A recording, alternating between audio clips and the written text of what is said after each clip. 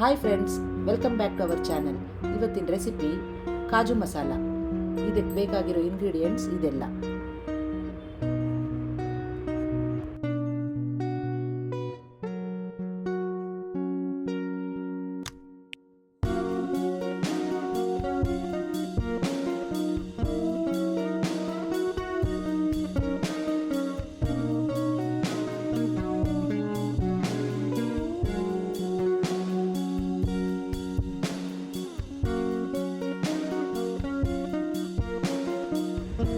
Masala ready ಮಾಡ್ಕೊಳ್ಳೋದಕ್ಕೆ ಒಂದು ಬಾಣಲಿನ ಒಲೆ ಮೇಲೆ ಇಟ್ಟು ಅದಕ್ಕೆ 3 ಸ್ಪೂನು ತುಪ್ಪ ಹಾಕಿ ಅದಕ್ಕೆ ರೆಡಿ ಮಾಡ್ಕೊಂಡಿರುವಂಥ ಚಕ್ಕೆ, ಲವಂಗ, ಮೊಗ್ಗು, ಏಲಕ್ಕಿ, ಜಾಪತ್ರೆ, ಸ್ಟಾರ್ ಅನೈಸು ಎಲ್ಲನ ಒಂದು ಸುತ್ತು ಹುರ್ಕೊಳ್ಬೇಕು.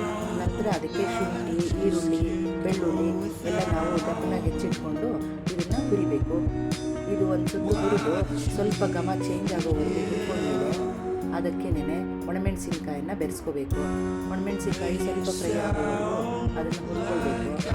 ಅದಾದಮೇಲೆ ಅದಕ್ಕೆ ಕ್ಯಾಶ್ಯೂವನ್ನು ಸೇರಿಸ್ಕೊಂಡು ಹುರ್ಕೊಳ್ಬೇಕು. ಸ್ವಲ್ಪ ಕಂಪು ಬರೋವರೆಗೂ ಹುರಿದು ಅದಕ್ಕೆ ಟೊಮೊಟೊನ ಸೇರಿಸ್ಕೊಂಡು ಟೊಮೊಟೊನು ಮೆತ್ತಗಾಗೋವರೆಗೂ ಸಾಫ್ಟ್ ಆಗೋ ಥರ ಸ್ವಲ್ಪ ಹುರಿಬೇಕು. ಅದು ಹುರಿದ ನಂತರ ಅದನ್ನು ಒಂದು ತಟ್ಟೆಗೆ ಟ್ರಾನ್ಸ್ಫರ್ ಮಾಡಿ ತಣ್ಣಗಾಗೋದಕ್ಕೆ ಬಿಡಬೇಕು.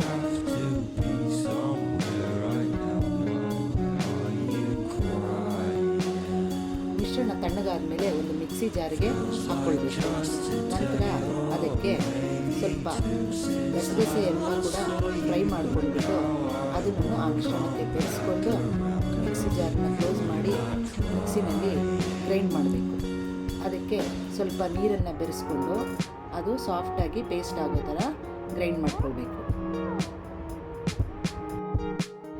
ಈಗ ಕಾಜು ಮಸಾಲ ಮಾಡೋದಕ್ಕೆ ಮತ್ತೊಂದು ಕಡೆ ಒಂದು ಕಡಾಯಿನಲ್ಲಿ ಎಣ್ಣೆ ಹಾಕಿ ಅದರಲ್ಲಿ ಕ್ಯಾಶ್ಯೂಸ್ನ ಫ್ರೈ ಮಾಡ್ಕೊಳ್ಬೇಕು.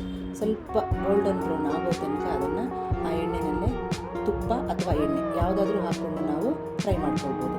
ಫ್ರೈ ಮಾಡಿಕೊಂಡು ಅದನ್ನು ಇನ್ನೊಂದು ಕಂಟೈನರ್ಗೆ ಅದನ್ನು ತೆಗೆದಿಟ್ಕೊಳ್ಬೇಕು.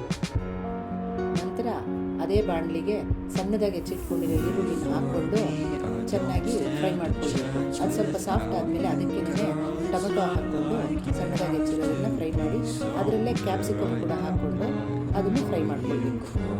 ಸ್ವಲ್ಪ ಸಾಫ್ಟ್ ಆದಮೇಲೆ ಅದಕ್ಕೊಂದು ಸ್ವಲ್ಪ ಅರಿಶಿನ ಹಾಕಿ ಫ್ರೈ ಮಾಡಿ ನಂತರ ನಾವು ಪೇಸ್ಟ್ ಮಾಡಿ ಇಟ್ಕೊಂಡಿರೋವಂತಹ ಮಸಾಲಾನ ಅದರಲ್ಲಿ ಹಾಕಿ ಅದನ್ನು ಒಂದು ಕುದಿ ಬರೋವರೆಗೂ ಕುದಿಸ್ಬೇಕು.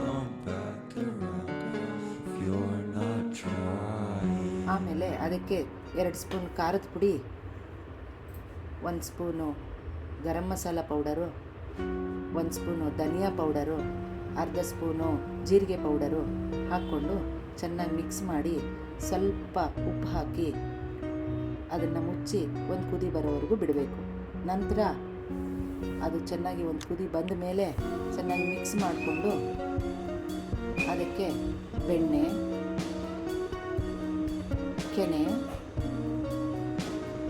ಹಾಕಿ ಚೆನ್ನಾಗಿ ಕಲಿಸ್ಬಿಟ್ಟು ಸ್ವಲ್ಪ ಹೊತ್ತು ಕುದಿಯೋಕ್ಕೆ ಬಿಟ್ಟು ಅದರೊಳಗೆ ಗೋಡಂಬಿಯನ್ನು ಕರಿದಿಟ್ಕೊಂಡಿದ್ದನ್ನು ಹಾಕಿ ಮಿಕ್ಸ್ ಮಾಡಬೇಕು. ಕೊನೆಯಲ್ಲಿ ಗಾರ್ನಿಷ್ಗೆ ಸ್ವಲ್ಪ ಕೊತ್ತಂಬರಿ ಸೊಪ್ಪು ಸಣ್ಣದಾಗಿ ಇಟ್ಕೊಂಡಿದ್ದನ್ನು ಹಾಕಿ ಅದರ ನಂತರ ಅದಕ್ಕೆ ಸ್ವಲ್ಪ ಕಸ್ತೂರಿ ಮೇಥಿಯನ್ನು ಮೇಲೆ ಹಾಕಿಬಿಡಬೇಕು.